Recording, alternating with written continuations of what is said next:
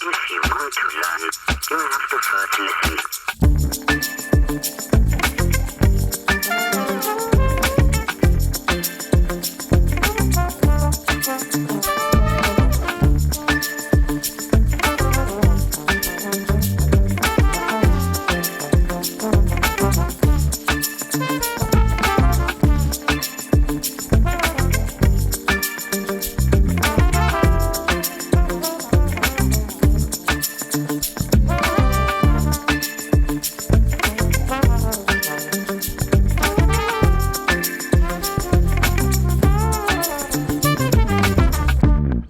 Hello, thanks for joining me for episode 15 of Matt O'Donnell Wants to Know, a podcast to feed our curious minds.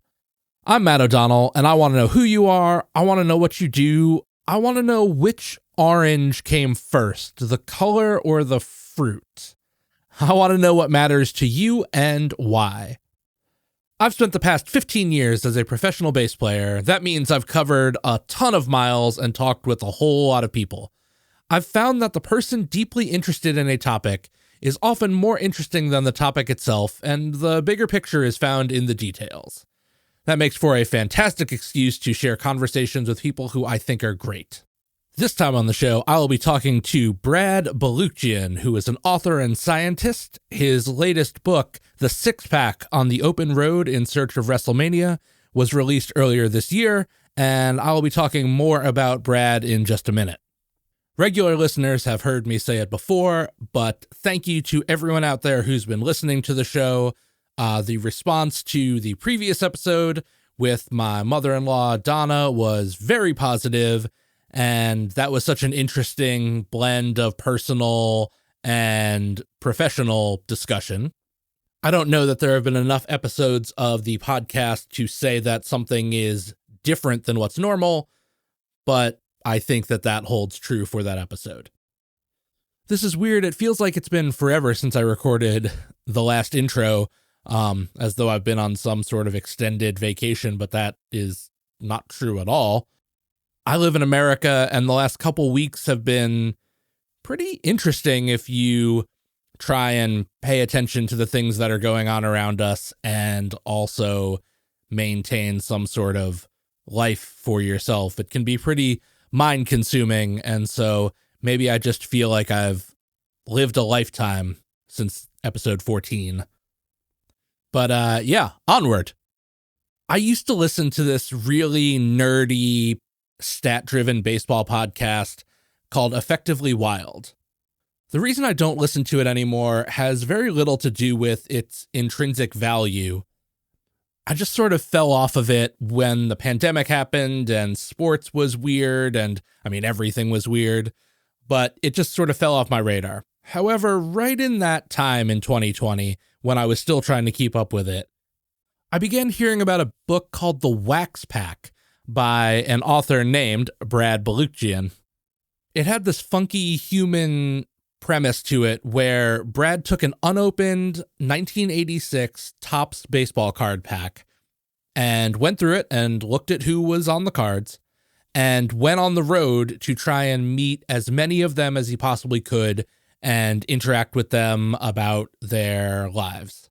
There's a lot of very interesting baseball stuff in the book, which I've now consumed that book twice. I read it when it came out, and I've gifted it to a fair handful of people ever since. And then when I was preparing for this discussion, I was on the road myself for a couple gigs driving by myself, and I listened to the audiobook again. And that second time, I really focused in on the fact that the other half of that book is a lot of Brad's personal story. When you combine his personal story with the real life human stories that come out of the Wax Pack, it sounds an awful lot to me like the thing I say, that you just heard me say, that the person that's deeply interested in a topic is often more interesting than the topic itself. To that end, what the Wax Pack proves is that even though all of those players are bound together by baseball, they are more interesting as humans than baseball necessarily is on its own. Another one of my not-so-secret interests is professional wrestling. I could kind of go on for a very long time about the absurdity and realism and spectacle and brilliance of professional wrestling, but we don't really have time for that here. We've got to get to this discussion. Earlier this year, I started hearing that the guy that wrote The Wax Pack was writing a wrestling book called The Six Pack, and I thought, holy shit! Especially because Brad doesn't go in depth about wrestling and his enjoyment of it as a kid in The Wax Pack much at all. Even though it's a very personal book about him, it doesn't really creep in that much. So it was very interesting to think that, this was what was coming next from Brad. He made the Six Pack work in a pretty similar way, to where he goes on the road and tries to find as many wrestlers who were wrestling on December 26, 1983 in Madison Square Garden, which is the night that the legendary wrestler, the Iron Sheik, won the WWF title, which he would only hold for a very short time before being beaten by Hulk Hogan, who won the title for the first time and thus began Hulkamania. Brad had befriended and tried to write a biography of the Iron Sheik back in 2005, and so that makes a lot of sense as to why he would have chosen that moment to be the one that he looks into. Throughout the book, though, because Brad is a very good journalist, he manages to give a very complete description of how the wrestling business works for people that don't understand it, and also a history of Vince McMahon's ascendancy to that moment, which is only a few months before the very first WrestleMania and wrestling and entertainment as we know it changed. I'm setting all that up because I think if you like books, especially nonfiction that has some nice narrative to it, you should go read these books.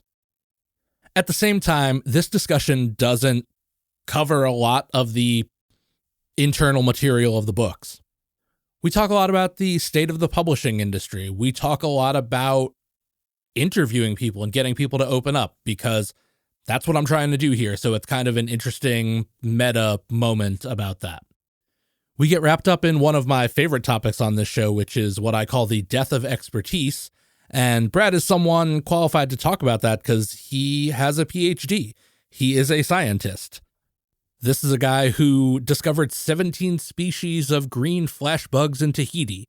We don't talk about that either, though now that I think about it, I should probably have Brad back on sometime, and we should only talk about the science part. I also wanted to set those books up because I talk about them with Brad very casually, and I wanted to make sure that you as the listener don't get left behind or necessarily lose the understanding. I will say about that I think these discussions work really well when they come off to me like podcasts that I like, where two people or more are talking about things and they talk with a passion and an interestingness that makes me want to go find the thing that they're talking about. So that is sort of how I model these talks, and that definitely happens here a fair bit. So I just wanted those books to be set up so you would know what the thrust is as they come up while Brad and I are talking about them. There's one last thing I want to bring up before we get into the talk. I know this intro is going a little long, but I thought that this was important to note. My understandings of the wrestling business, based on a lot of books and podcasts of people that have been in it, gives me a great deal of respect for how it works.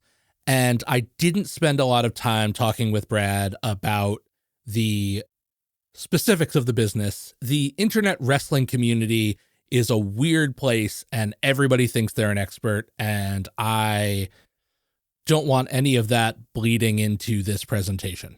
However, at the end, you'll hear me make a point to Brad about something that he says in the book about Vince McMahon and the allegations that he's facing. Depending on when you hear this episode in the present or future, Vince McMahon is involved in various strands of legal proceedings based around a former WWE employee that allegedly Vince McMahon sexually trafficked and assaulted at WWE's corporate headquarters in Stamford, Connecticut. Those cases are not complete, and we will wait for the American justice system to bear those out. But the allegations are horrific, and if they are true, no amount of what Vince built that might be wonderful can stand up to any of the harm that he has done personally. Just wanted to be clear about that. Anyway, with all that out of the way, I am very excited for you to hear this discussion. I had been trying to have Brad on for episode 10. I thought it would be cool to have someone a little more notable, or as I perceive to be a little more notable, on for a milestone episode like that. He was into it, but it just took us a while to, get it planned and get around to it. He was very gracious with his time, and I am super appreciative of that. So, without further ado, here is my discussion with author and scientist Brad Balukjian.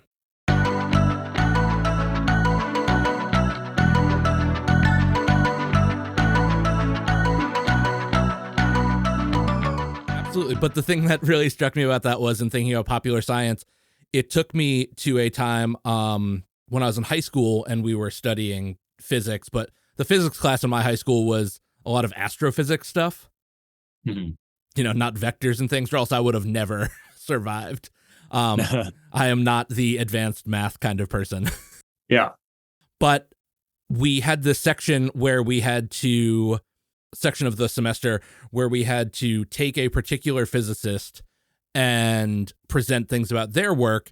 And I chose Brian Greene, who at that time, was very much starting his string theory presentation. Are you familiar with Brian Greene at all? Not really, no. With his work? Then this will fall a little flat for you, but maybe not. It was the idea that a friend of mine in class looked at the back of the book and looked at his picture and said, there's no possible way that this is the guy. He's too attractive to be a scientist studying string theory. And I thought to myself that I feel like, in a stereotypical way, you can't possibly be the real Brad Balukjian. Because you're too attractive to be driving around writing about wrestling and baseball. Well, thank you.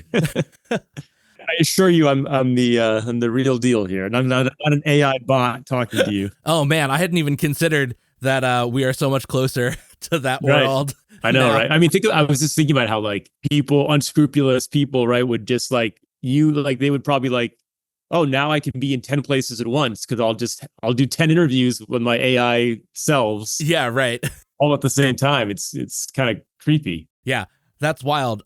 But in terms of going back and getting into the books and stuff, I was really struck by remembering, I think the first time I read The Wax Pack, I didn't appreciate how much of your personal story is in it, that it really strikes as memoir, and that so much of the Six Pack doesn't, right, in a lot of ways. So I just wanted to start talking about that sort of thing. How did you find that in writing the Six Pack, that you didn't need to inject much personal story? Yeah. Really, I think the question about that, it felt to me like if you had put in much more of your personal life, that maybe you wouldn't have had as much room to give such a thorough and complete understanding of the professional wrestling business for laymen as you did. Yeah, I agree. I think the most important part of any piece of writing is the meaning. And the meaning of the Wax Pack was,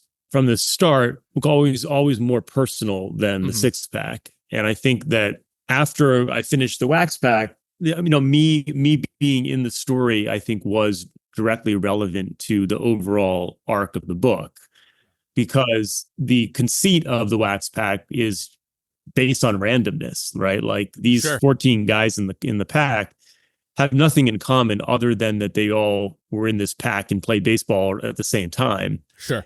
But the challenge with conceiving of the Wax Pack was, how do you make what's I think indisputably a fun and elegant idea of a book around a pack?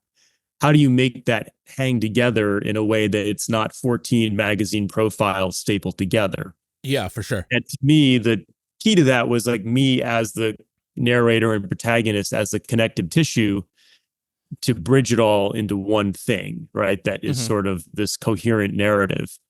And I told my story, and I tried to include the parts that were relevant to the bigger themes around fathers and sons and sort of growing up and vulnerability and letting go. Yeah. And then when it came to the six pack, it's like, okay, I've told my story. I mean, sure, some things have happened in my life, but it's not like, to me, it would have been very vain and self-indulgent to inject more of myself in the six pack because it didn't serve the bigger story, which is really an examination of truth and myth versus reality, and using wrestling as a stage to explore that. And I didn't, there was nothing in my life that was directly relevant to that theme beyond me telling the story of the backstory of the Iron Sheik and sort of how I got into the wrestling story. Very quickly, the book became something that was much bigger than the Iron Sheik story or, anything about me personally. Yeah. And so, I realized that because I wasn't going to include as much of myself in the six pack, I had a big chunk of real estate where I could really go deeper into the history of wrestling and some of the social issues it brings up and the backstories of the wrestlers. I mean, if you look, the six pack is really writing about like 8 guys versus 14 in the wax pack. And so there's a lot more room, which I appreciate as a writer, to go deeper on those 8 guys. Yeah, for sure. And that makes me think about the idea too, that I think the first time that you and I ever, internet interacted was I had commented on something of yours saying that I have gifted the wax pack to so many people because it's such an different book. I think baseball books are much more likely to do a thing that I want to ask you about in a second, in that being much more journeyman stories than I think wrestling books are so concerned, in my opinion, with finding things. They're more about uncovering history uncovering history or unobscuring history, trying to gain clarity, whereas baseball has so much more journeyman stuff, even though the journey of the quote unquote characters is very similar. Yeah. I didn't pay any attention to wrestling for such a long time. And then maybe in 2018, I started listening to Bruce Pritchard's podcast. Yeah. I like that. Which is, nowadays, based on the other things that I've fallen into, everyone has questions as to the legitimacy of things, which we are not here to discuss. But what immediately struck me was hearing all of the older road stories and finding that they sounded so much like music stories.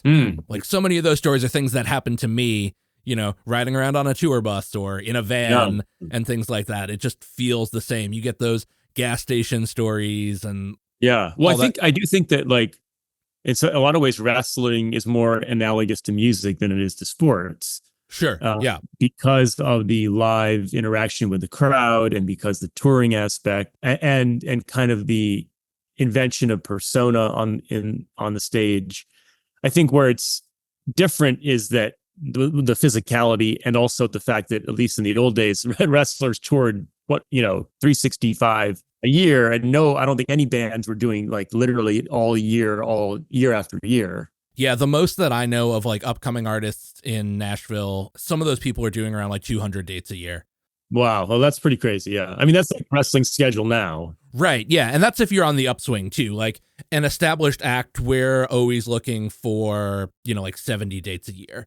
70 is right at the sweet spot of what you can manage to do, covering all the major amphitheaters and arenas and stuff like that. But I think about both of these subjects in terms of the way that I would present them to people, taking off on what I was saying about how many people I've given the wax pack to. I don't know how many people I could give the six pack to in my life, but I think that if I went out on a limb and gave it to them, there would be such a complete picture of how wrestling works in a way that isn't necessary for baseball, because everybody knows baseball. You have to go a little more out of your way to be interested in how wrestling works. And so you need to be given that thing. Yeah, that's a good point. I mean, I think honestly, the six pack hasn't sold as well as the wax pack. And maybe part of that is because there's less to hold on to for the casual reader because there's less of me in the book. So there's maybe, not as much of that to sustain you.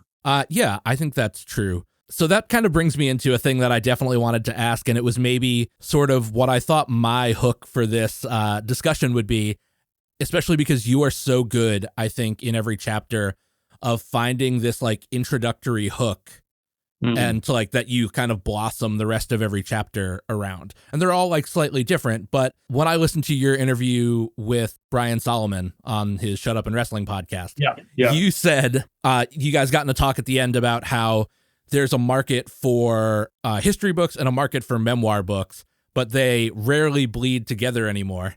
And you said at the end of that, that's an entire discussion for another podcast. And at that moment I knew, well, I know where that discussion is going to happen. It'll be with me. Yeah, sure. And so, because I can't necessarily conceive of why, but I'm also not an author and journalist, so I'm not thinking about that kind of thing. So I'd love to know why that doesn't happen, because those are such beautiful books. Oh, thank you. Well, I think it's a great question. And I think that it has to do with some of the circularity of the publishing industry in that. So publishing, so there, the gatekeepers in publishing, and when we're talking about publishing, we're talking about there's 5 companies that control the major book publishing in America, right? The Simon and Schuster, I mean, my publisher, Hachette, they're the publishers that pretty much every book on a bestseller list is published by one of them.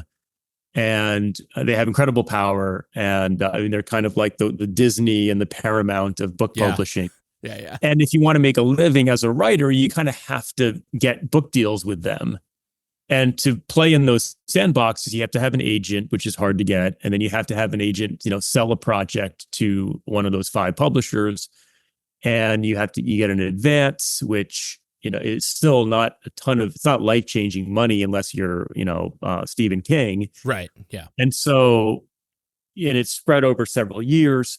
So those people are always trying to read the tea leaves of what is going to sell. Right. And we know that if Taylor Swift has a book, it's going to sell. Absolutely. And, unfortunately, 95% of the books that sell are Taylor Swift books or celebrity books. Yeah. Which I think is another side note about that. And that is something about the increase in the celebrity adulation culture in America and the sort of the way that we've become less intellectually curious as a society. So that's part of this. And then that little sliver that's left over for non-famous people, it's like it's trying to guess what's going to break out, right? Because there's a lot of great books that get published by them that do not break out and that don't make money. And so then they're trying to say, okay, well, what type of book is this? And they really want to label it as a genre. So it's a history book or it's a memoir.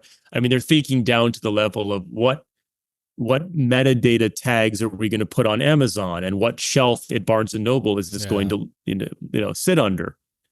And so when you have like a blend of books like mine that blend genres of memoir and sports or memoir and history or whatever, you want to call it, they don't really know what to do with that and how to market it. And I think they think that people want to have everything very delineated, like this is the type of book it is. And so if you like baseball, you will like this. Yeah. And don't often give people enough credit for being able to think more broadly about the fact that a good story is a good story. Yeah, absolutely. And I think that where fiction benefits is that fiction is a giant, broad category where a good story is a good story. If someone's usually drawn to a fiction book, not because of the content of the story, but the idea of a captivating narrative or a really great author they like. Or the escapism of it as well. Right. It being not set in the real world at all. Right. I think nonfiction would be smart to recognize that there are certain voices that essentially play that same role that fiction writers have, but it's true. Right. And so I just think the reason why these books are not more common is that the gatekeepers in the publishing industry are risk averse. And so the people, they may not even realize that there is a potential market for these books. And instead they ascribe it to a lack of interest. Yeah, that makes sense. I mean, we're dealing with the same thing in the recording industry as well. When I'm talking to artists, I'm so sad for them because they are having to play these social media games. They have to be their own publicist. You know, you can't go to a record label without a certain proof of concept and a large package of here are all my followers and things, because if a record label decides to invest in making a record for you, you can't get to a point where they want to know that they are going to be able to publish your music on Spotify or wherever, and that there is already a built-in audience to give them a return on investment. There is no realm of where, this is a name I bring up a lot on this podcast, but when I was in college, I took a course with James Taylor's brother, Livingston, and he talks a lot about how they were on the same label originally, and it was no secret that James's success was paying for Livingston's lack of success but continued ability. And that's really kind of gone. Mm-hmm. We don't even need to get into the discussion about how there are a lot of artists being signed for music now from TikTok. Right. Like that's where they come from. And then they need to get developed for a year to be able to do a show or anything, but it's their like TikTok popularity that has brought them there.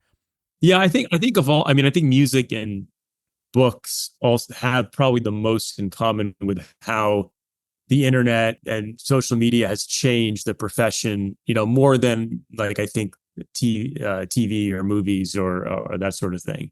Yeah, I think that's true. Man, you really hit on something there that is always in the forefront of my mind. And it was, I don't remember exactly what you just said, but it goes into another thing that I end up talking about a lot, which is sort of like the death of expertise, which is, I think what you said was a lack of intellectual curiosity. Yeah. How do you think that we might be able to revive that? Is it revivable at this point? Or are people like you and I that think about this kind of thing in real trouble? Well, I think that there's still a lot of intellectually curious people out there who I think can find each other and find resourceful ways to reach their crowd. And I think it's still viable. I think it's not totally bleak. Yeah. There's still a lot of great, thoughtful content being put out there in all media. I think that the challenge is resisting the cacophony of just shitty production and shitty material that essentially the advent of the internet has enabled, right? Yeah, absolutely. I mean, it's not any epiphany to say that the internet basically empowered the masses in a way, and then social media has empowered the masses in a way that gave people that might not otherwise have as much of a voice to put out there, or it gave them a platform, which again, I mean, I don't want to sound overly elitist here, but I think that please do. Yeah, well, the reality is that when everyone has the opportunity to weigh in the way that they do, and a lot of people are a little bit delusional about their own talent or their own self-importance, it makes it harder for talent to emerge. In other words, like if somebody who has an internet connection now thinks that they are a journalist and an author just because they can put something on the internet, I think that it kind of obscures the overall media ecosystem in a way that makes it harder for, true talent or intellectually curious creators to, emerge from all that. Yeah. I worry that is what we are doing in this very moment right now, you and I. Like in that way of when you read either of your books, it's hard to remember until you say it that you studied journalism. Right. Like you are so authentic and deceptively good at writing that way that it's hard to remember that, like I said, that you have studied journalism, so you have real credentials and real methodology towards that. Right. Whereas I think about, like, I have this podcast because people spent years telling me that I should have a podcast because they just like talking to me, and I'm always just curious. That no talk with me does not end in at least an hour of digging through something and going in unexpected places. Yeah. Well, I think to your point about the depth of expertise, like just because something is popular doesn't mean it's good, right? Of course. Most popular things are probably not artistically very good. Yeah, by and large, that's true. We kind of confound. I mean, again, like in that sense, I do have some elitist attitudes about this, in that I just feel like there is a danger to not having more guardrails of quality control in creative fields. Yeah. The fact that in publishing, for example, book publishing, that that there are these gatekeepers at these major publishers ensures that you're not going to see like really crappy writing get published by Simon and Schuster. Yeah, for sure. And that's a good thing, I think. I think people that self-publish or resent the fact that they can't get published at Simon and Schuster, for example, might not be sort of honest with themselves and say, well, they can't recognize my talent, so now I'm going to self-publish. Right. It cuts both ways, because it's good. I support that we have more opportunities for more creative people to get published, right? I think self-publishing I'm glad we have it. Yeah. But there is still a difference in whether you've had training or not, right? It still does matter whether you studied to be a journalist or you didn't, or a musician or whatever. Like, yeah. And I think that in sort of the democratization of everything that's been afforded by the internet, we now underappreciate the value of training and expertise. And what it does is it empowers people to have less humility than they should have. Yeah, that's the thing. Well, that's what I was getting to and talking about, like me having a podcast and being like, I don't know, am I qualified to do this? But maybe it's in the self-awareness and the humility that helps you be concerned about quality and stuff like that, because I'm always concerned about that. Well, right. It's like when I get approached by people who want to write, they read my books and they ask me for advice. There's a big difference between approaching me and saying, hey, Brad, I loved your books. I have an idea. I don't have any experience, but I really want to learn. I want to learn how to write. I want to figure out how to do this, versus like, hey, I got a great idea that's gonna be a bestseller. Yeah. I'm happy to much more enthusiastic about helping the person who recognizes, okay, like I am inexperienced, I am green. Well, here's what I can do. I can take a class, I can do this. And they don't have the assumption that because they have, an internet connection and what they think is a good idea, that they can write something on the level that what I write. Yeah, absolutely. Tied up in that also, I think, is something I was thinking as you were describing self-publishing. Do you think that some things about self-publishing are wrapped up in expectations and like over bloated expectation? Because you were saying about the notion of, I can't get published by a major publisher or even a small publishing house or anything like that, so I'm going to go self-publish. And knowing what the reach for that is like and what the promotional machine is like for all those things, do you think that people still expect to sell a book at the bestseller level when they're self-publishing and get resentful at that when that doesn't happen for them? I think most people that get to the point where they realize they're going to self-publish probably realize that. I don't think they have crazy expectations. Okay. But I do think that people, when they see that someone like me has published a book, assume that I have this like lucrative, glamorous life. Yeah. They don't understand how publishing works, and that like, even if you do have a deal with a major publisher, you generally can't make a full-time living off of that. And you explain the economics of like getting even published by a smaller publisher, like you may get a $5,000 advance to write a whole book. Yeah.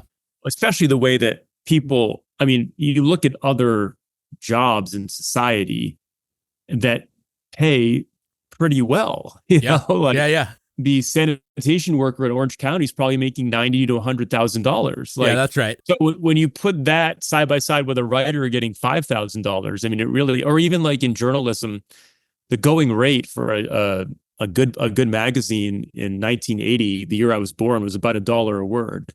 In 2024, it's $1 a word. Yeah. So, there's no other industry that still exists. I mean, I get like, if you're a blacksmith, you may not have a great job right now, Yeah. but generally speaking, every other industry has experienced some inflation in their wages. Yeah, for sure. I mean, in music, that is declining. Mhm. All the time when I'm taking road gigs, the day rate is going like less and less that way, even to the point where, and that's not entirely on like the management's fault. That's in some ways, just what the guarantees are coming from the promoters. And it's like, well, this is what Right. there is. And this is where percentages have to go to agents and managers and things like that. And this is what's left over, even to the point where, like, as a bass player in Nashville, which I bet you'll be surprised to learn this, most people are, they're actually leaving bass players off tours and putting the bass on a track. Wow. I didn't know that. Yeah. Yeah, it's one less person that they have to travel, that they have to, pay and all this kind of stuff. And so, yeah, I definitely understand. Well, I think like the bigger macro issue probably in music and in publishing is that as creators and people that run creative businesses, when the internet came about, we did not monetize it in the way that we should have. Yeah. Newspapers gave away their articles for free online. With music, I mean, you know better than I do, when the physical media left, Yeah. the download model just wasn't as financially lucrative. And then now we're at the level where it's just like the subscription model. Yeah, absolutely. And I mean, so much of that too is tied up in royalty rates and things that are set by, law that don't ever get fixed. Right. We'll never get royalty law. I shouldn't say that. I was starting to say we'll never get royalty law fixed. I certainly hope for my friends who are songwriters and the kind of people that employ me that we get that fixed, because there's no way, when you buy a CD, the writers on a song get a legal or a legally mandated 9.1 cents per unit sold. And that has to be divided up between however many writers. Now with something like Spotify, there is very little clarity on what constitutes a sale of a song. Like how many streams equals a sale of a song. And that is just a downward driver. Yeah. Gosh, we sound so apocalyptic about this. Yeah, I mean, I think you're asking fair questions about the realistic state of media in 2024, right? Which is, there's still plenty of demand. It's just the systems to deliver, and I think people getting accustomed to their entertainment content being free. Okay, so that spins into the next thing of, I mean, sort of what I said about artists that have to bring a proof of concept package to like record labels. How do you think that more expert creatives can balance their pure art versus what else they need to do to be financially solvent and maintain an integrity of things like that? Which I guess is a good question for like you, is how do you personally balance the idea of being a great book writer with having to be a professor and studying? Well, right. And that's like, people ask, one of the most popular questions that people have asked me on my book tour is like, well, what are you doing next? Right. Yeah. And it's honestly sometimes internally a bit of a frustrating question, because the answer is, well, if the six pack doesn't sell better, there isn't going to be another book anytime soon. Yeah. Right. Because like the publisher are not going to give me a deal, that's good enough to justify the incredible amount of work that goes into that. Yeah. So I've had to make the pivot around my plans moving forward, because while I still hope to be able to write more books at some point, I have to eat, I have to make a living, I have to pay rent. So, and I do refuse to compromise the part of me that does artistic things, that writes. I'm not interested in shifting like to just make a living as a writer. Like I'm not gonna just go be a ghost writer or write about something that doesn't get me excited just because it'll make money. So my approach is, okay, well, and this is where I think having multiple interests and talents is really useful for someone like me, in that I have this other career and this other skill set in teaching and in science and in writing about science that I can go to and I can rely on, which even though it may not pay that well either, it's not putting all your eggs in one basket, right? So like my advice to creative types who want to stick to the purity of their artistic vision is, at some point you have to be practical. Yeah. And figure out, develop your other passions and your other interests so that when one of your creative passions is flagging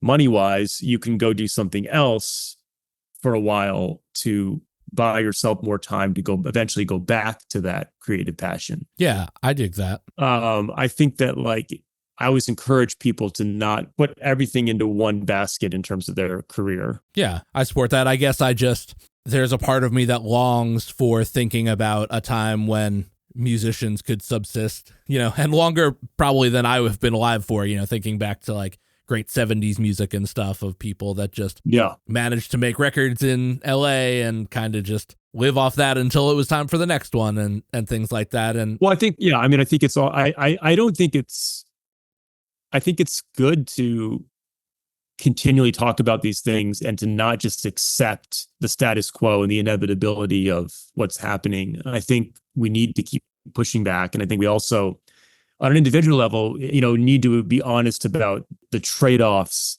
that all of us deal with in our decision-making in our lives, right? Which is, there are, if you look at your life as like, if you look at just like, okay, how can I cover my bills and make a living? There are some people who may not even realize that like, okay, I'm paying for a 2-bedroom apartment when I could get a 1-bedroom apartment. Yeah. Or maybe I could rent a room for a while. Or maybe, again, it gets more complicated if you have kids and all that. Of course. There are choices you can sometimes make where you say, okay, well, I'm going to give up, some part of what I've got here so that I can give myself a chance. Like an example, I've actually never had a full-time job doing one thing since I was in grad school. Uh-huh. So for 5 years or so after grad school, I was teaching part-time, making, $30,000 a year in the Bay Area so that I could have the time to work on the Wax Pack. That was a major sacrifice. I was renting a room in a house and living very simply, but I knew myself that if I was doing teaching full-time, I'd never have the time to work on the Wax Pack. Yeah, for sure. Do you think, or how do you feel about the level that creatives encourage each other at this point, or maybe are more insular and like self-protective in such a like cutthroat time? Because there's also a part of me that thinks that if we did a better job of encouraging each other and praising each other's work instead of being self-comparative sometimes, that maybe like we could raise the level of the water. Yeah, I've been pleasantly surprised with both books how friendly and kind random people who are other writers have been in helping me to promote like on social media.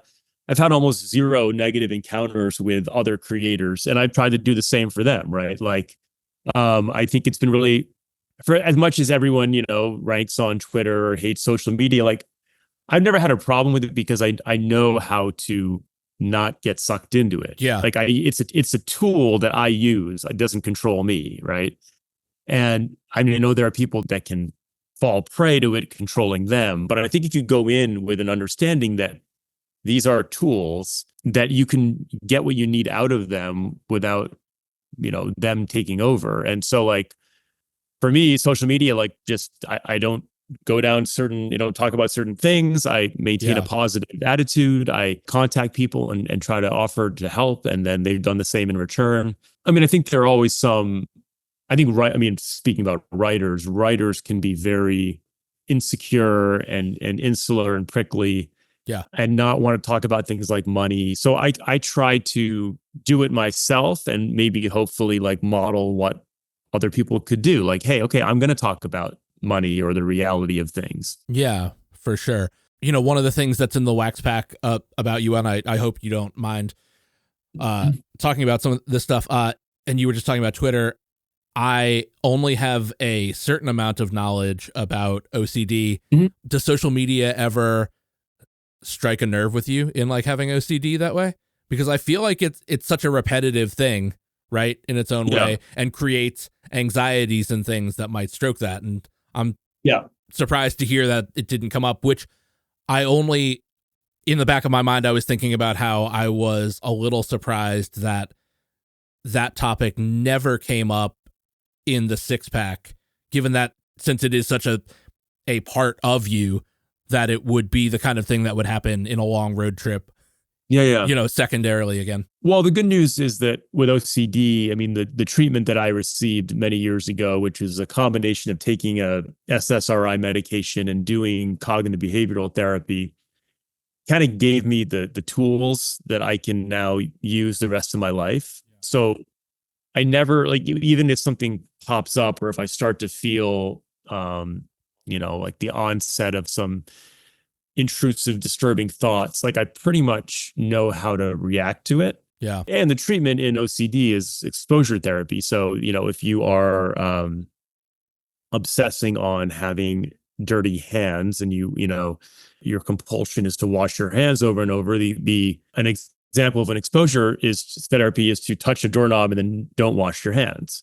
Sure. Right. So in a way, you could look at social media as a constant opportunity for exposure therapy. So Yeah. if I write a tweet and then I start having the immediate concern or fear that I wrote something offensive, which has happened to me, the exposure is to not delete it and sit with the uncertainty and the anxiety of people, maybe even exposing yourself to the thought of like, well, people may be offended. And if they write that they are offended, I mean, at some point, maybe you do take it down, but if you know what to do with OCD, social media can be actually a good way to practice your own management.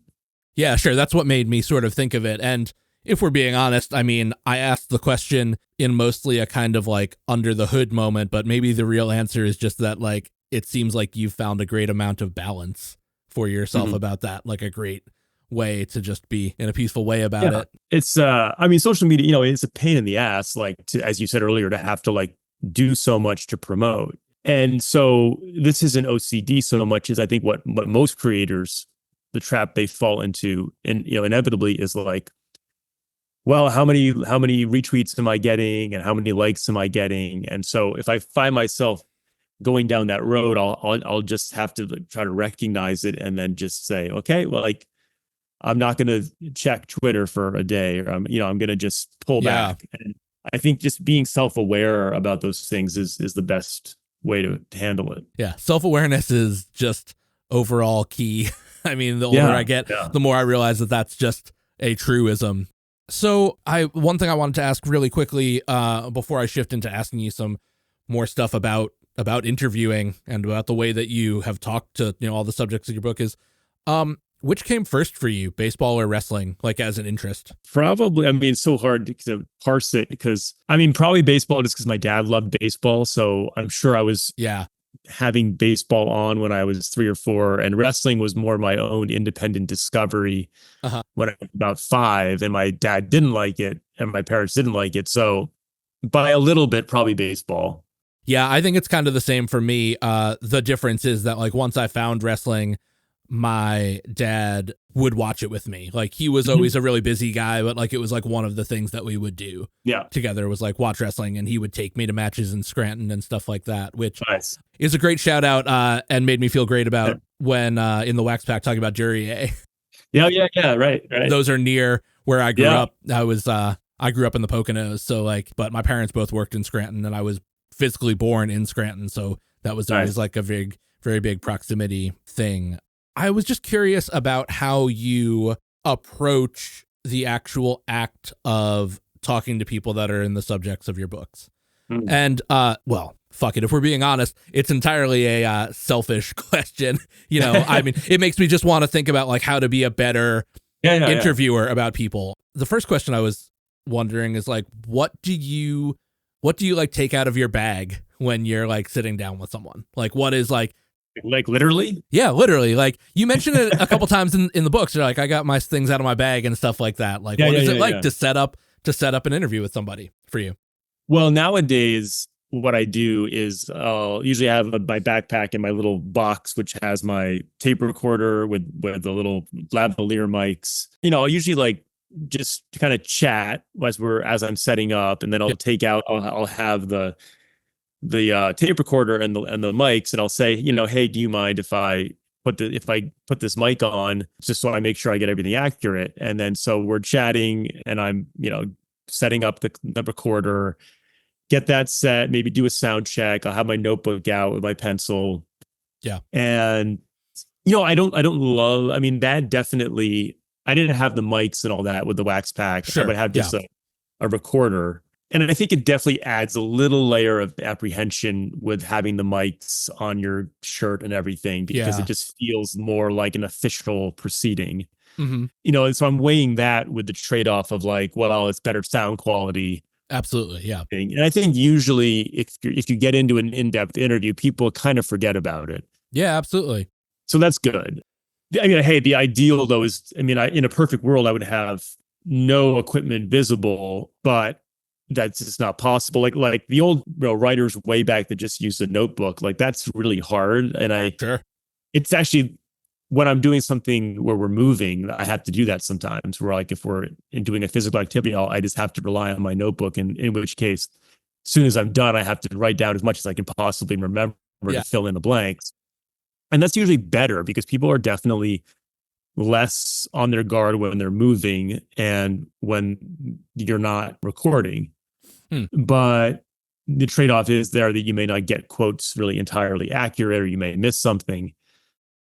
So yeah, that's what's in the bag. I noticed you like think that was a weird question. I'm so interested in ritual. No, I think it's a great. I mean, I interview writers sometimes, and I'll ask questions like that, like what are your tools? What are your, I was just talking to a guy who writes for Harper's Magazine, and he did this great piece on the Republican primary, and I was like, so when you're in the event center in Iowa, like how are you approaching people, and what tools are you using? So I totally get it. Yeah, it's just one of those things where I think that like ritual creates mindset. Mm-hmm. I'm super into fine dining. Like I'm one of those people that thinks of chefs as celebrities. Yeah. And so like always hearing about the way that they prepare stations and stuff like geeks me out. So yeah. And I definitely have a way that like when people are recording podcasts with me in this space in my studio here, like that the way that I set up and things like that. So I also think that like I mean you're a good a good interviewer. You ask good questions, you're thoughtful, but even like doing Zoom is still not as good as in person, right? Like no, for sure not. I mean nowadays it's so convenient, it is helpful, but like if I was doing another book, I think I would again insist on doing everything in person.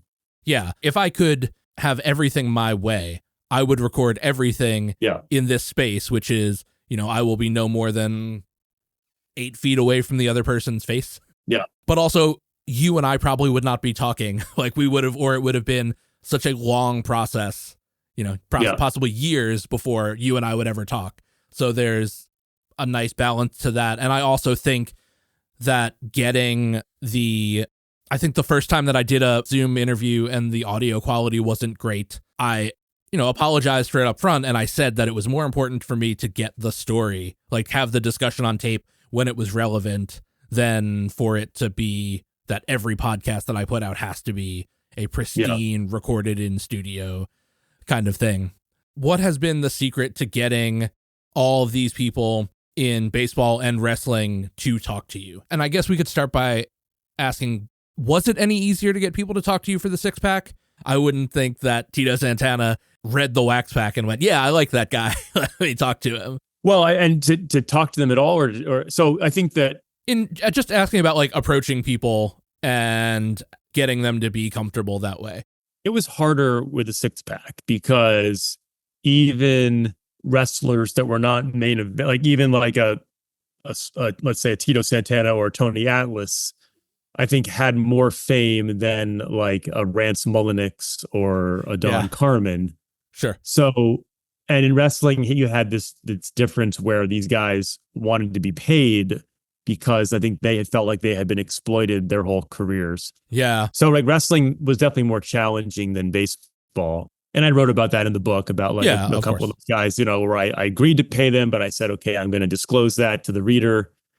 I think that it helps to write about people that are a little bit removed from the spotlight. So like maybe they're a little bit older, a little more content, maybe not as, up their own butt with their own celebrity. And I think that, I mean, most people were just generous with willing to talk to me. And then of course the challenge then is like, well, how do I get something that's interesting, in these interviews, or how do I maximize the time that I have? all of that speaks to a reason that I think that you should write a music book at some point. Like a book about whether it be like, and I know that for you, it probably needs to come from like a personal place, but like something about like one hit wonders or, you know, guys that used to be in big bands and are are the ex-member of a band. Right. That like, I feel like in your pursuit of the underdog, I think that there's a lot of like room to mine in there. That's a book that I would read for sure. Yeah, no, it's a great idea. I think that the only downside for me there is like music really is like my Achilles heel when it comes to pop culture. Like I don't think I have great taste. I don't have a great understanding of the history. And there's something kind of, there's a certain comfort level that is the backdrop to these books that like, I have to feel a certain degree of comfort in the space to, in my opinion, to do a really good job. And maybe I'm underselling myself. Like I probably could write about music and it could be good, but it's a harder barrier for me to get over mentally. Yeah, I think that you could probably, if you did what you did in both of the Pack books and like focus on the people and not as much. And since you are a good journalist, I think you could fill in the rest of like the record label, you know, all the actual like business part. And like if you were in on like the people. So I'm not trying to hard sell you on this. I just think that, you know, I mean, like, it's the age old argument of generalization versus specialization, right? Yeah. We were talking earlier about the value of expertise and specialization. On the other hand, the art of the general reporter or the general journalist is almost gone. But those people, it's an incredible talent to be able to, and it's good to get pushed to have to write about really different things because the common denominator in that assignment is people. Yeah. And if you understand people and you can write about people, you're right. You could write about anything. Which that is sort of like one of the thrusts of this podcast is that this is the third sort of chance at a podcast that I will have taken. It's the only one that's ever gotten published, but it went from, I used to work for an online bass guitar magazine when I first moved to Nashville. They actually made me an editor, which is crazy to think about now as like a grown adult that I got to be like an editor, but that's only because I had more of a command of the English language than I think most bass players reviewing a record would have. I could have had a bass podcast at that time, close to 15 years ago. And then closer to 10 years ago, a friend was interested in investing in a music podcast, which would have been just music. And now this is about sort of anything that I find interesting. And one of the like things in the intro about it, like the intro spiel for this podcast, which this will be episode 15. And so I'm curious how long I will force listeners to listen to the same upfront spiel. But it's, you know, I say in it, like, I find that people who are more deeply interested in a topic, they're more interesting than the topic itself. Yeah. And things like that. So, yeah, I think that that is sort of what has been successful in episodes of this podcast have been that I'm asking people about themselves and their life and not necessarily as hard about the work. Right. I think just an ability to ask a reasonable follow-up question that is thought about. Yeah. I wanted to give you a really great shout out for something. I think that when I first read The Wax Pack, and maybe this is something about growing closer to 40, you know, I'm 38 now. Yeah.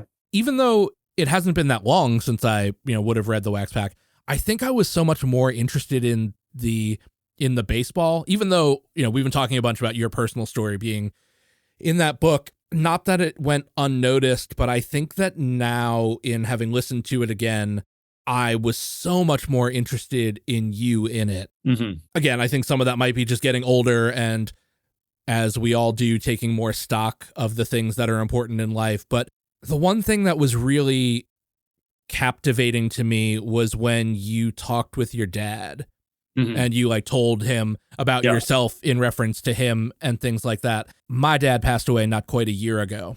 And I think that I felt very akin to the way that you described your relationship with him as like never talking about like the deep things and stuff like that. You know, my dad was born in 1948 and grew up in Brooklyn, and he just, you know, that just wasn't the way that like he operated. But what was sort of like affirming to me was I don't go around thinking that I wish I had done more stuff with my dad in his later years and stuff like that. He had a stroke, a really bad stroke in 2010, and, was very disabled like from that point forward. And like, I wish we had gotten, once we moved my parents here to Nashville, that, we had gone to a AAA baseball game. Like, I would have loved to have done that. And my wife and I talked about doing it a bunch, and it just, it never got to materialize. And that's like a little sad, but I am very at peace with it. And I have been since it happened. But when you describe the action of, like spilling your guts to your dad about like talking about all these things, and that he responded basically with like, I know, that it wasn't as shocking to him as you might think that it was, or that he wasn't aware of these things. And that I think that was very much the relationship that my dad and I had.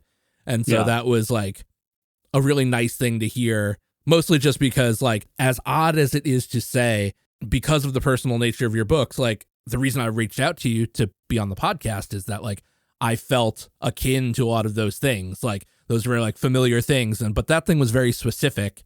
And it was like, oh, thank God, somebody else.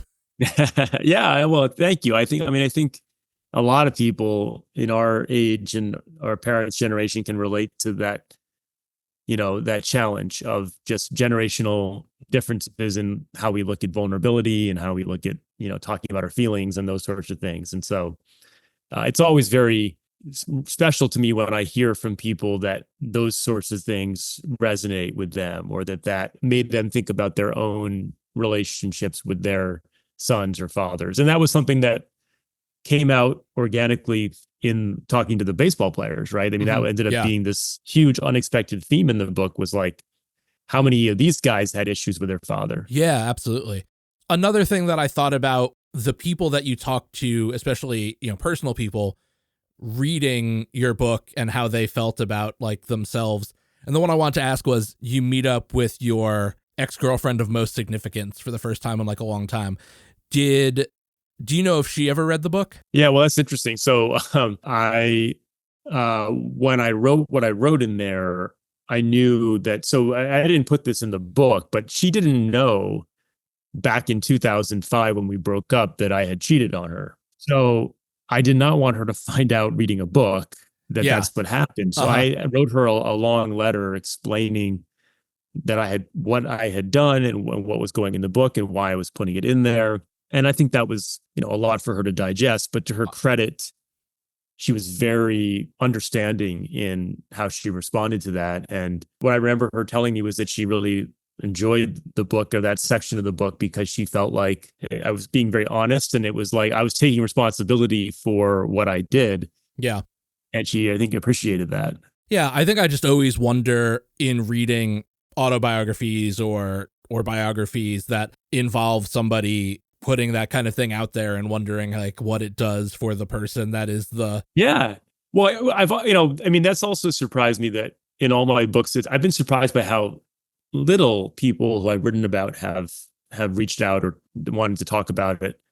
I don't think that means that they don't have feelings about it, but Sure. People, I guess one thing I've learned is most people are actually very conflict averse and sort of happier to just let things lie. I mean, even like, Carlton Fisk or Vince Coleman, or these people that don't come out very good in the book. I never heard from any of them. Yeah. Did you ever hear from Carlton Fisk's representative after the book came out? Agent? Yeah. No, I never did. No. Just interesting that she hit you for a blog post about the encounter. This is the first time I'm thinking about it, but that it never came back around that way. I figured you probably would have been flagged for whenever that came out. And again, like maybe some people haven't read it, maybe they have and they have feelings, but are just, not. I mean, I think that at least even when I'm writing something that someone may not like, I try to never be gratuitous or never be unfair. Yeah. And I think especially in the case of the people I guess percentage wise, you had a better success rate in the 6-pack than you did in the wax pack. Only by a couple, but that's just because of sheer numbers. But I think that in every case that someone didn't talk to you, that you did like a great write-up of them. And I know you said that the idea of the wax pack would have been terrible if it was just a bunch of, sort of like an anthology series of things. Those chapters, I think, necessarily had to be a little more that way. And of course, Yeah. in all of them, you got to talk to people in their lives. You just didn't get Right. to talk to the person themselves. But Right. I think that you do a good job of a very fair and objective evaluation of their careers and things like that, that nothing's a trashing. Right.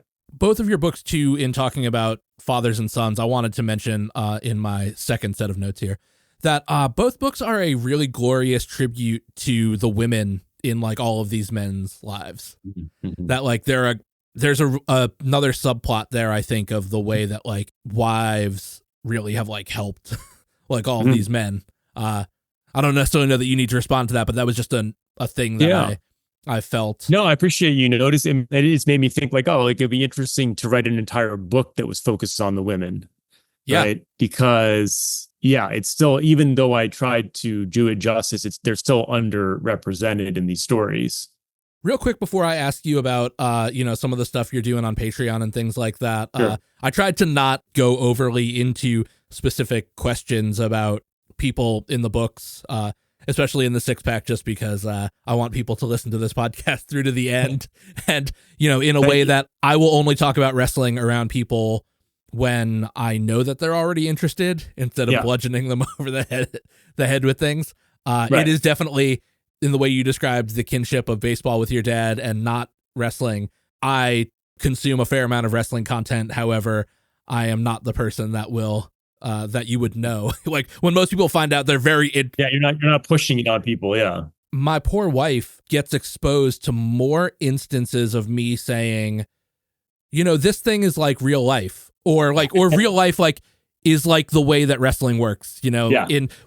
What is wrestling if not the greatest concept of older talent having to put over younger talent to keep the thing moving?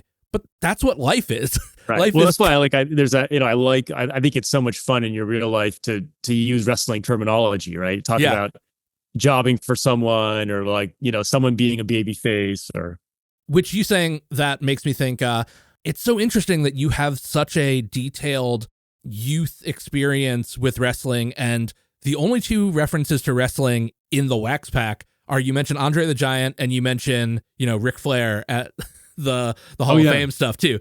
Well, no, I did mention the Iron Sheik in the beginning. That's right. One line about like actually the book that never happened. Yeah, that's true. Yeah, I now remember that. But just like these tiny things that it never bleeds into the Wax Pack, which I think is interesting.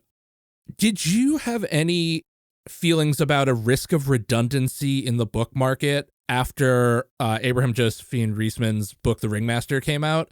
I don't find them to be redundant, but I could imagine a nervousness in like the first real Vince McMahon biography coming out, and then you having to detail so much of the rise of Vince and Titan Sports. So Josie sent me her book before it was published, so I was able to look at, and when I read it, I was like, this isn't really, I'm not worried at all about overlap. Cool. Because they're pretty complementary. And Josie was nice enough to talk to me for my book. We ended up talking to largely different people. Mm-hmm. So I think that it worked out that they were pretty complementary. And I used to think like, oh, when other books are written about the similar topic, does that hurt me? And I now have a very opposite. I think it actually is actually really helpful whenever a similar book does really well. That's always like a good thing. Yeah, I mean, especially for wrestling books, they are very much like on the upswing now. I feel like, as someone, again, who's only been interested in the history of wrestling since maybe 2018, I think that it seems like there are more books being published now that people think of as being good books than there were previously. That there were these like 24 great tentpole books of like what the history of wrestling was like, and now there seem to be like more happening that way, and that's good for, or hopefully that is good for everybody. Yeah. One thing that I thought was interesting in talking still about Vince McMahon is that you mentioned the part where he said that he wanted to be devoured by the biggest, baddest carnivore that ever walked the earth. And in the book, you mentioned that it's the women that he employed that are the ones that took him out. And I am more inclined to think, perhaps, and I wonder what you think about this, that is true, but so many of those things are folly isn't a strong enough word for the things that, we are finding out that Vince McMahon is alleged of. And that I think that in a lot of ways that like his undoing is his own things, Oh, yeah. Self-inflicted. Right. Absolutely. But Vince McMahon thinks of himself as the biggest, baddest carnivore on earth. Interesting. I mean, just the way that we have found out that he thinks about himself, or at least has made his self gimmick out of. I wonder if there's any part of him that would be pleased if he could take himself out of himself for a minute to think that he was the biggest, baddest carnivore and he took himself out. Yeah, that's a great point. It wouldn't surprise me, knowing his twisted psychology, to think that so Vince, there's undoubtedly a lot of childhood trauma there. Yeah, right? For sure. That is really awful. Yeah. So he was already behind the eight ball from the jump. And with that level of trauma, you have to wonder, is there a part of all that that's sort of that thing where people end up deep down, it's like their own way of punishing themselves. Like they need to destroy themselves because they recognize deep down how broken they are. Yeah. And so, it's a good point. I mean, I think it's a good theory. Yeah. It wasn't until the second time I read it when I went back to that paragraph to write down the question in my phone to have. At first, I hadn't even noticed the part of you saying about the women that he employed. And then I noticed that you made that assertion, because immediately when he said the carnivore thing, I was like, oh, well, he thinks he's the biggest carnivore. So that's very poetic in a way, which goes back to the thing that you were talking about fiction writing and nonfiction books. And I tend to not read a lot of fiction at all. And it's in a lot of ways because I think that nonfiction is, to not be cliche about it, stranger than fiction. Like the things that happen in nonfiction are often so much more bombastic than anything that someone could conceive of writing outside of, perhaps Tolkien. It's why I like writing nonfiction and nonfiction, is because it's those limits, the constraints of truth make, when something is really out there, it comes across as even more impressive. Yeah. Because you are constrained by truth, right? And in fiction, you can do anything. Yeah. And I more and more in my life, I really believe in the philosophy of the wisdom of limits and constraints, and that we are, I think, when we're in our younger days in life, we are encouraged to think about infinite bounds and everything is possible and the sky's the limit and doing it all. And then you realize that what makes life so enjoyable and rich and rewarding is that you can't do it all. Yeah, absolutely. And you can't have it all. And this, and the limit is below the sky. No one wants to think about that until you realize that everything ends and you're going to die and you can't do it all. Yeah, that's right. One last specific question about Six Pack that I was curious of. You, I guess, got stymied in both books by the biggest characters in a lot of ways, which I suppose is to be expected. I know that in the Wax Pack, you didn't necessarily think that Carlton Fisk would talk to you. Yeah. Since I finished the Six Pack maybe a month ago, did you think or did you not think that Sergeant Slaughter would talk to you before? I thought initially he would, but then as soon as I heard from his agent, I was like, oh, this doesn't look good. How did you feel when, months after publishing this book, his A&E biography came out and answered most of the biggest questions, where you're like, God damn it? I loved it. I thought it was awesome, because if you go back and you read the end of that chapter, I basically say something like, oh, maybe one day Bob will realize he doesn't have to keep up this gimmick. Yeah. And then a month later he did. Yeah, that it was out there. And I would be curious to know where in the timeline, those things were filmed. I wonder who knows what A&E's lead time is like for having those. Good point. Yeah, I mean, I know he was doing stuff with A&E, even if it wasn't his own documentary, by the time I was trying to meet him. Yeah. If he knew that was in the works, maybe he didn't want to talk to me because he wanted to save that bombshell for his own project. Yeah, that's entirely possible. Or just whether it be that bombshell or not, to really, that kind of goes into the question that I asked before about approaching people. When you approach these subjects, are you asking, or are you telling them that you want to be involved in those personal narratives that way? Yeah, in both books, my approach included, upfront kind of saying that I was interested in who they are as people, Okay, cool. that I was not going to just ask about wrestling or baseball. So I would, make that kind of clear. Yeah, so that maybe makes me think that for the Sergeant Slaughter part, that he probably knew that there was going to be a 2-hour documentary coming out that was going to be all of that, and so why? Yeah, no, I do understand that. That's Absolutely. if you have a choice to tell your own story or have someone else tell it, like you're probably going to want to tell it yourself. Yeah, and also for someone to tell it with archival footage and in HD versus you telling it alongside things. So real quick, tell me about your Patreon page, which I just subscribed to and have not had any time to really dig into yet. But thanks. Yeah. So it started with just knowing that I had all this content from the books that I never got to use. So audio interviews, like kind of deleted scenes. And I always thought, like, well, why don't books have something like DVDs had, which is like a way to get all this out there? Yeah. And so I put a QR code in the back of the 6-pack, and it goes to this site. And the idea is that, photos, documents, old interviews, new interviews. And I'm trying to make it for people, anyone that just likes my work, including baseball, including wrestling. So putting up this older bonus content, but then actually doing new interviews with former players. Like I just put up one last week with Shane Raleigh, who pitched for the Phillies in the 80s. So, it's a way to cover more ground, talk to more people without having to write an entire book. It's kind of refreshing with technology now. You could just do an interview and put it up versus having to transcribe it and synthesize and write a whole thing. So I hope people like it as sort of a supplement to my books. Well, yeah, that's why. I mean, I was mostly thinking about the Shane Raleigh interview and how you're doing like the watch along kind of stuff and things like that. Like, I think that that's going to be a really interesting project as that like continues to unfold. So hopefully that really works. Yeah. And it's kind of like you're talking about, your third pass at podcast. It's sort of in this experimental, like, let's see what works. Yeah.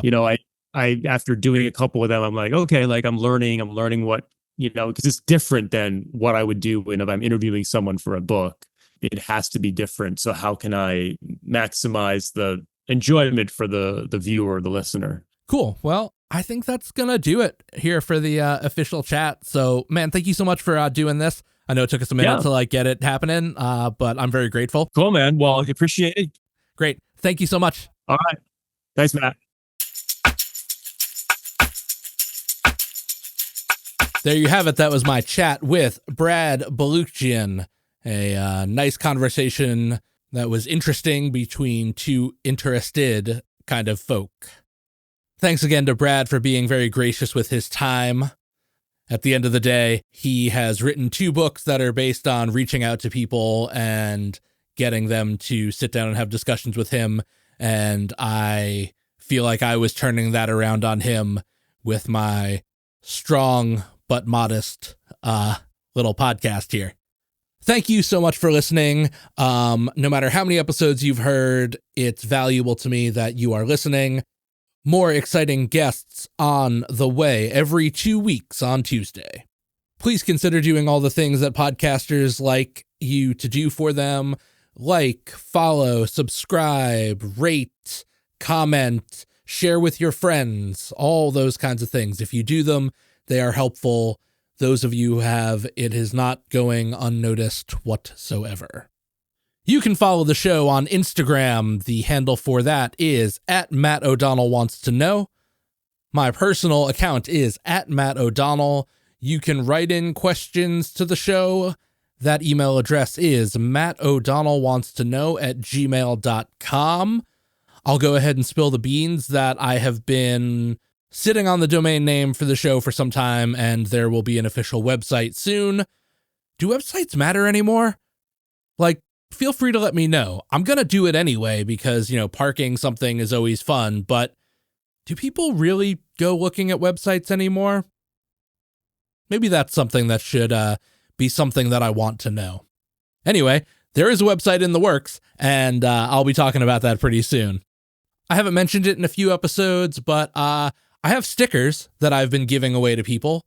And if you are interested in a sticker, hit me up in any of the ways I just described to you, except the website. It's not there yet. And we will work out a way for me to get you a couple stickers. Put them on your water bottle, put them on your laptop, put them on the power box connected to a light pole. That's a cool thing to do, but that's another way that you can help. It'll be cool if in your local cafe, someone looks at that sticker and says, "What is that interesting animated head with all the stuff coming out of it?" And on that note, that's going to do it for this time. Take care of yourself, and please remember, the best answer to a question is usually another question. See ya!